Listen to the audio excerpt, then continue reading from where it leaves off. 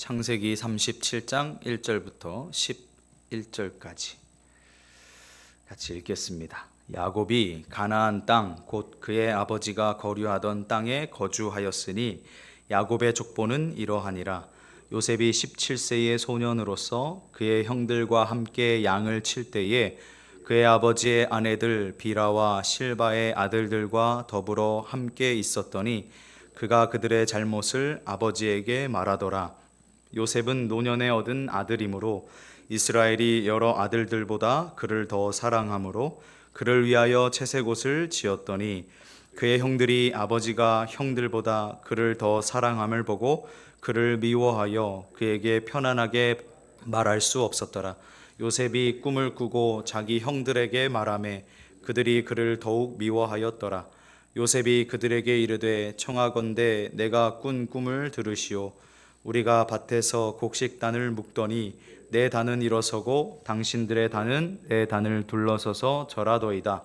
그의 형들이 그에게 이르되 내가 참으로 우리의 왕이 되겠느냐, 참으로 우리를 다스리게 되겠느냐 하고 그의 꿈과 그의 말로 말미암아 그를 더욱 미워하더니 요셉이 다시 꿈을 꾸고 그의 형들에게 말하여 이르되 내가 또 꿈을 꾼즉 해와 달과 11별이 내게 절하더이다 하니라. 그가 그의 꿈을 아버지와 형들에게 말하매 아버지가 그를 꾸짖고 그에게 이르되 내가 꾼 꿈이 무엇이냐, 나와 내 어머니와 내 형들이 참으로 가서 땅에 엎드려 내게 절하겠느냐. 그의 형들은 시기하되 그의 아버지는 그 말을 간직해 두었더라. 아멘. 이제 창세기의 원역사 4대 사건을 넘어서 4대 족장, 곧 아브라함, 이삭, 야곱을 지나서 마지막 이제 요셉으로 이어지는 순간에 와 있습니다. 이제 창세기의 후반부를 장식하는 내용은 족장 시대의 막을 내리고 이제 출애굽기로 넘어가는 출애굽 시대의 배경을 제공하는 요셉의 시대에 관한 기록인데요. 앞으로 이 말씀들을 통해서 우리는 하나님께서 일찍이 아브라함에게 주셨던 그 횃불 언약, 창세기 15장에 있는 횃불 언약 기억하시죠? 그 횃불 언약을 서서히 성취시켜 가시는 것을 보게 될 것입니다. 실로 요셉의 생애와 역사를 통해서 하나님께서는 이 족장들과 맺었던 그 모든 언약들을 역사 속에서 실제 사건들로 이루어 가시고 실현시켜 가시는 것을 우리가 보게 될 것입니다. 1절 말씀 다시 한번 보겠습니다. 야곱이 가나안 땅 곧 그의 아버지가 거류하던 땅에 거주하였으니 라고 되어 있어요. 야곱의 형 에서, 이제는 에돔이라고 이름이 바뀌죠. 에돔이 된 그가 세일산에 거했다는 이 말씀과는 다르게 이것을 대조하기 위해서 야곱은, 동생 야곱은 아버지가 거류하던 땅에 거주했다라고 강조하는 표현인데요. 이게 뭐냐면 가나안 땅으로 왔다는 거예요. 드디어 이것은 언약의 상속자와 언약으로부터 벗어난, 이 언약으로부터 분리된 사람이 어떻게 다른지를 보여주는 거예요. 약속의 땅 가나안을 중심으로 해서 완전히 구별되고 있는 삶의 모습을 나타내는 표현이에요. 그냥 야곱은 가나안에 갔고 에서는 세일로 갔고 그냥 이렇게 읽으시면 안 되는 거죠. 정말 하나님께서 원하시는 하나님의 뜻 가운데, 하나님의 언약 가운데 거하는 인생인가 아닌가를 구별짓는 표현이에요. 성도님께서는 어디에 사실 거예요? 어디에 거하실 겁니까? 믿음 안에서 결정하실 수 있어야 돼요. 나는 하나님 안에 거하겠다. 나는 하나님의 언약 안에 있겠다. 나는 하나님의 말씀이 지시하는 대로 향하겠다라고 하는 그 결단이 분명하게 서시기를 바랍니다. 이스라엘과 에돔은 별반 차이가 없어요. 야곱과 에서는 아무런 차이가 없어요. 그들을 가르는 단 하나의 기준이 있다고 한다면 과연 그가 하나님의 언약 안에 있는가? 하나님의 언약 안에 머물고 거하고 있느냐? 밖에 있느냐? 그 차이뿐이에요. 어느 편을 택하실 건가요? 여호수아가 마지막에 정복전쟁 다 끝나고 이스라엘 백성들 다 모아놓고 거기서 마지막에 선포하잖아요. 너희가 섬길 자를 오늘 이 시간 택하라고. 지금 택하라고. 너희들 우상 섬길 거냐? 하나님 섬길 거냐?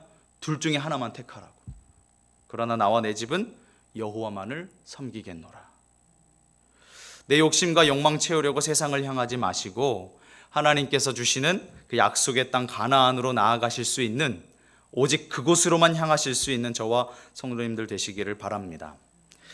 2절부터 11절에 이제 우리가 쭉 읽었는데요. 요셉의 역사의 서론 부분인데 그가 애굽으로 팔려간 동기가 기록되어 있습니다. 그가 왜 애굽으로 팔려가게 되었는가 하는 것을 알 수 있게 해주는 말씀이죠. 그러니까 외면적 동기를 먼저 살펴보면 형들의 미움과 시기를 샀기 때문인데 그 미움과 시기를 받게 된 이유가 뭘까? 한 세 가지로 정리해 볼 수가 있겠는데 첫째는 이 요셉이 순진한 건지 천진한 건지 모르겠는데 형들의 잘잘못을 늘 아버지에게 일러 바치고 고자질을 하는 거예요. 두 번째, 그것과 더불어서 3절과 4절에 있는 말씀을 보면 아버지 야곱이 또 이 요셉을 편애를 하는 거예요. 자기가 어렸을 때 형 에서와의 관계 속에서 이삭이 자기를 편애했잖아요. 그걸 그대로 요셉에게 펼칩니다. 셋째, 이상한 두 가지 꿈 이야기가 나오는데요. 이것 때문에 요셉이 애굽으로 팔려가게 되었다. 이 세 가지. 그리고 이것은 외면적인 동기고 내면적인 동기, 그것은 뭐냐? 하나님의 오묘하신 섭리였다는 거예요. 하나님의 인도하심 덕분에 그가 애굽으로 가게 된 것이죠. 즉 아브라함에게 예언되었던 그 애굽 생활을 실현시키기 위해서 하나님께서는 족장 야곱의 가족을 애굽으로 이끌어 가셔야 했는데 그 첫 단계로 먼저 요셉을 보내시는 겁니다. 애굽으로 팔려가게 하시는 거예요. 형들이 그를 노예로 팔아서 애굽으로 간 것처럼 보이지만 그 가운데는 하나님의 손길이 있었다는 겁니다. 이때로부터 평생에 하나님의 손길과 인도하심이 요셉의 삶 가운데 계속해서 펼쳐져요. 그를 정의하는 그의 삶을 표현하는 한 표현이 있죠. 한 문장이 하나님이 요셉과 함께 하신다. 그냥 인간적인 눈, 세상적인 눈으로 보면 그게 뭐가 하나님께서 함께 하시는 삶이냐고. 노예로 팔려가게 하시고 억울한 누명을 써서 감옥에 갇히게 하시는 게 그게 무슨 하나님의 인도하심이고 하나님이 함께 하시는 삶이냐고 할지 모르겠지만 그건 세상 사람들의 눈이에요. 그 가운데 하나님의 손길이 있었던 거죠. 나중에 우리는 결과를 다 알지 않습니까? 어떻게 되는지. 이제 우리가 그것들을 계속해서 담임 목사님과 김지웅 목사님 또 저를 통해서 보게 될 거예요. 2절 말씀 보겠습니다. 야곱의 족보는 이러하니라. 요셉이 17세의 소년으로서 그의 형들과 함께 양을 칠 때에 그의 아버지의 아내들 비라와 실바의 아들들과 더불어 함께 있었더니 그가 그들의 잘못을 아버지에게 말하더라. 여기 족보라는 단어가 있는데 이 족보는 창세기에서 굉장히 중요한 단어입니다. 털레돗이라는 단어인데요. 이게 창세기 5장에 가면 그 계보라는 단어로 번역이 되기도 해요. 같은 말이에요. 그런데 이 말이 곧바로 요셉의 이야기로 대치되고 있는 이유가 뭐냐? 먼저는 야곱의 족보는 요셉과의 관계에서만 의미가 있기 때문에 그래요. 그리고 두 번째는 요셉을 비롯한 이 12아들의 이야기가 곧바로 이스라엘 민족의 족보로 이어지기 때문에 그렇습니다. 여기에 한 가지 정보가 나오는데 요셉이 17세의 소년이었다라고 되어 있어요. 요셉은 야곱이 하란을 떠나기 6년 전에 태어났죠. 그러니까 여기 지금 17세가 되었다라는 말은 밧단 아람에서 태어나서 아버지를 따라서 가나안에 들어온 지가 11년째 되는 해라는 이야기예요. 그러니까 17세가 된 거죠. 이때 아버지 야곱의 나이는 108세, 할아버지 이삭의 나이는 그 이삭이 죽기 12년 전인 168세였을 것으로 추측이 됩니다. 요셉은 17세였다. 오늘 말씀에 17세였다라고 했는데 우리가 알고 있다시피 30세에 애굽으로 팔려가서 이제 총리가 되지 않습니까? 그러니까 이 요셉이 겪었던 역경의 세월이 13년이었다는 것을 우리가 알 수가 있어요. 17세에서 30세, 30에서 17을 빼면 13년이잖아요. 그리고 이 말씀 끝에 보면 그들의 잘못을 아버지에게 말하더라. 요셉이 형들의 잘못을 야곱에게 말하더라. 요셉이 내 형의 잘못을 아버지에게 일렀던 것이 그 잘못할 때마다 가서 형들이 이랬습니다, 저랬습니다 하는 것이 아버지가 시킨 지시였는지 잘 감시해라 형들, 아니면 요셉이 스스로 했던 것인지 그건 알 수가 없어요. 어쨌든 분명하진 않지만 확실한 것은 요셉이 형들이 실수하고 잘못할 때마다 엇나갈 때마다 그 모든 걸 아버지에게 가서 일러 바쳤다는 거예요. 나쁘게 말하면 고자질이고 좋게 말하면 형들의 일거수일투족을 아버지에게 잘 보고를 드렸던 거죠. 3절 4절에 보면 야곱은 이제 요셉을 대놓고 편애를 해요. 이 가장 중요한 아들의 지위를 이 요셉에게 주니까 요셉이 형들에게 따돌림을 당하고 미움과 시기를 받게 됩니다. 형들은 요셉을 미워하고 시기하게 되는데 마주칠 때마다 충동질하고 노골적으로 적대감을 드러내고 요셉도 이런 상황을 인지하고 있어요. 형들이 날 미워하고 시기하는구나. 3절 보실까요? 요셉은 노년에 얻은 아들이므로 이스라엘이 여러 아들들보다 그를 더 사랑하므로 그를 위하여 채색옷을 지었더니, 채색옷이라고 번역을 했는데 좋은 번역은 아닙니다. 현존 이제 구약 성경 번역판 본 중에 가장 오래된 성경이 뭐냐면 70인역 많이 들어보셨을 거예요. LXX라고 하는 그 그리스어로 기록된 히브리 성경인데요. 여기에 모세가 사용한 단어가 이런 번역을 선호를 해요. 채색옷. 그래서 한국말로도 채색옷이라고 뭔가 알록달록한 옷처럼 이게 뭔가 이렇게 화려한 옷처럼 이렇게 인식되도록 번역을 해놨는데 다른 번역들을 보면 그 판본들 중에 다른 번역들을 보면 소매가 긴 통옷, 통으로 짠 옷, 혹은 장식이 달린 옷 이렇게 번역을 하기도 합니다. 그러니까 색깔이 화려한 옷이기보다는 뭔가 이렇게 긴 옷, 이렇게 팔이 긴 옷 이렇게 생각하시면 될 것 같아요. 이 옷을 입힌다는 건 그럼 의미가 뭐냐? 무슨 의미냐? 그 아버지가 아들에게 이 옷을 입힌다는 의미는 장차 집안의 리더로 집안의 가장으로 삼으려고 한다는 그 의미가 들어있어요. 그러니까 보통은 장자에게 돌아가는 영예죠. 근데 이것을 막내 뻘인 요셉에게 입힌단 말이에요. 그러니까 형들이 어떻게 했어요? 위에 형들이 많은데 그 형들이 미워하고 시기할 수밖에 없겠죠. 아니 이렇게 잘나고 멋진 형들이 있는데 저 막내뻘 요셉에게 저 옷을 입힌단 말이야 아버지가. 이것을 계기로 미움과 시기를 한 몸에 받게 됩니다. 4절 그의 형들이 아버지가 형들보다 그를 더 사랑함을 보고 그를 미워하여 그에게 편안하게 말할 수 없었더라. 그전에도 알았죠. 아버지가 요셉을 편애한다는 거. 늘 티가 났을 테니까 왜 몰랐겠어요. 근데 그동안은 그러려니 했단 말이에요. 뭐 좋은 말 해주든 음식을 하나 더 주든 그러려니 했어요. 자신들과는 나이차가 한참 나는 동생이니까 자기들이 보기에도 귀여웠겠죠. 아유 요셉 귀엽다 귀엽다. 그런데 아버지가 심상치 않은 일을 벌이는 거예요. 채색옷을 입히는 거예요. 형들의 마음속에 미움이 싹 트죠. 그러면서 그에게 편안하게 말할 수 없었더라. 이 한국말 번역이 좀 이상한데 그에게 편안하게 말할 수 없었더라. 뭔가 요셉이 무서워서 다가갈 수 없는 것처럼 말을 걸 수 없는 것처럼 번역을 해놨는데 이게 샬롬이라는 단어가 들어가 있거든요. 그러니까 인사조차 하지 않았다는 거예요. 히브리인들에게 샬롬이라는 것은 그냥 너무 흔하고 보통이고 예산 일이란 말이에요. 그냥 입에 달고 사는 말이에요. 샬롬 샬롬. 그런데 그 말조차 하지 않을 정도로. 그러니까 그 말은 뭐냐? 샬롬이 평안, 평화라는 뜻이잖아요. 가정에 분열이 일어나는 거예요. 평화가 깨트려지는 거예요. 무엇 때문에? 아버지의 편애 때문에. 자기가 겪었던 거잖아요. 어렸을 때. 아버지의 이삭의 편애 때문에 자신의 모든 것이 망가졌잖아요. 그런데도 그것을 고치지 못하고 그대로 요셉에게 이 편애를 흘러가게 합니다. 5절부터 11절 이하에 보면 요셉의 꿈 이야기가 나와요. 요셉의 생애는 아시다시피 3번에 걸친 꿈에 의해서 결정이 되죠. 첫 번째, 이 본문 말씀에 있는 2꿈 때문에 애굽으로 팔려가게 되고요.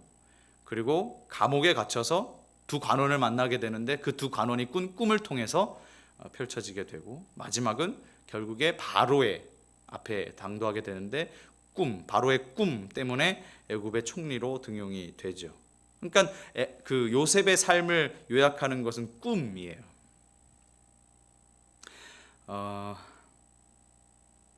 그런데 여기에서 요셉이 꾸는 꿈은 단순한 꿈이 아니라 자연적인 꿈이 아니라 하나님께서 특별한 섭리로 주시는 꿈인데, 죽음을 통한 하나님의 계시였는데, 이것은 훗날 요셉의 형들이 애굽의 총리가 된 요셉 앞에 양식을 구하기 위해서 엎드리게 되는 것으로 성취가 되고 절하잖아요. 그 꿈의 내용대로 그대로 성취가 되는 것을 우리는 알고 있습니다. 5절 말씀 보시겠습니다.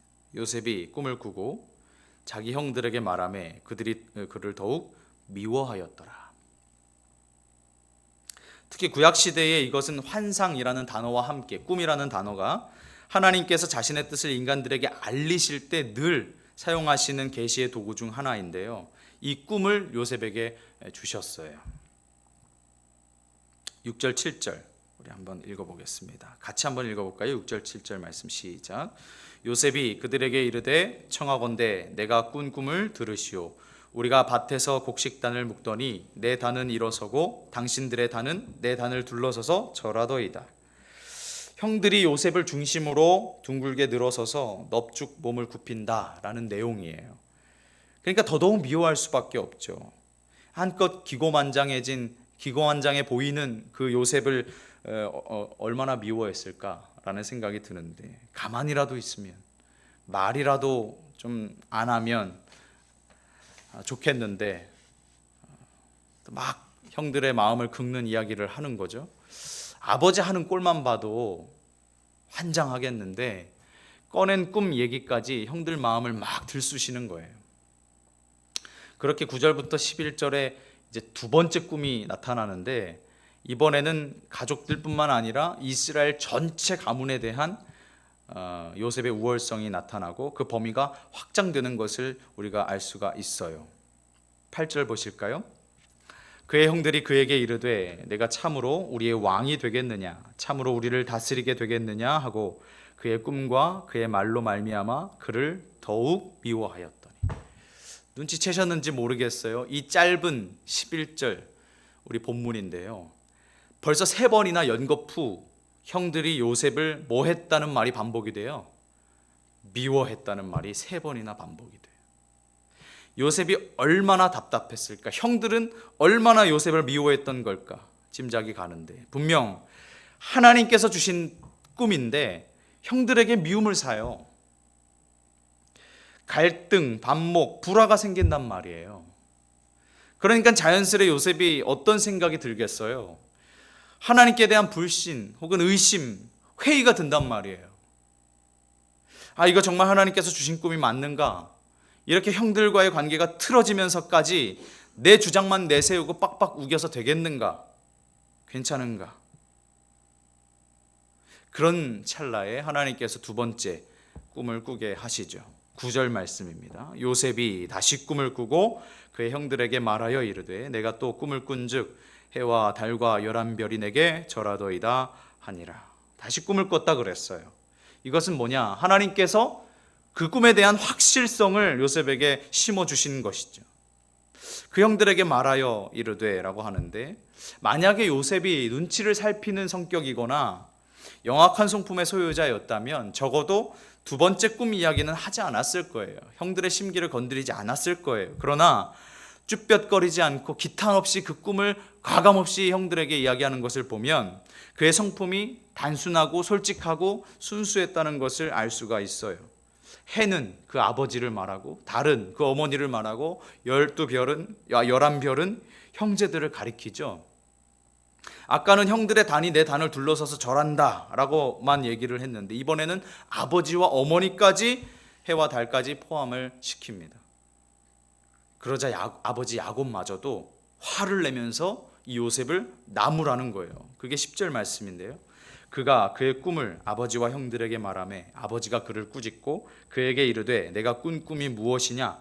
나와 내 어머니와 내 형들이 참으로 가서 땅에 엎드려 내게 절하겠느냐? 요셉의 꿈 내용이 너무나도 터무니가 없거든요.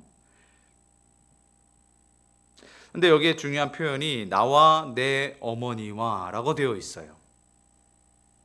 요셉의 어머니 생모 라헬 죽었잖아요. 나와 내 어머니, 그럼 이 어머니는 누구예요? 베냐민 낳다 죽었잖아요. 라헬이에요. 이 말은 이미 죽었지만 이미 없지만 야곱이 요셉의 꿈 내용의 의미를 지적하기, 혼내기 위해서 강조하는 표현일 뿐입니다. 그러니까 이제 화가 나니까 이제 아버지가 그 이야기를 들먹이면서 꾸짖는데 정말 그렇게 될 거냐?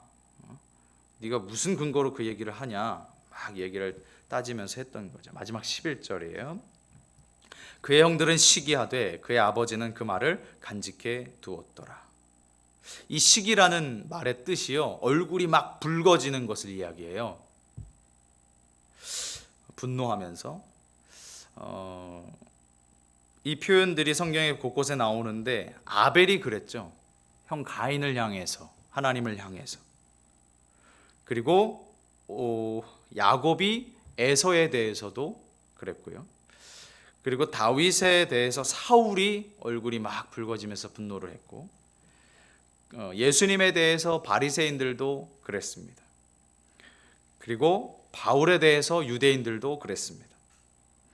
그 모든 감정들과 흡사한 것이 이 시기라는 단어 속에 있는 표현입니다. 그러면서 형들은 그렇게 막 분노하며 얼굴이 붉어졌는데 아버지는 그 말을 간직해 둡니다. 마음에 새겼다, 두고두고 마음에 새겼다라는 뜻인데요. 아들들이 요셉을 몰아세우니까 그 분위기에 덩달아서 혼은 냈지만 내심 그 말을 새겨요. 야곱 자신도 베델에서 꿈에 의해서 하나님의 계시를 받았잖아요. 2번씩이나. 그러니까 꿈 얘기를 하니까 아들이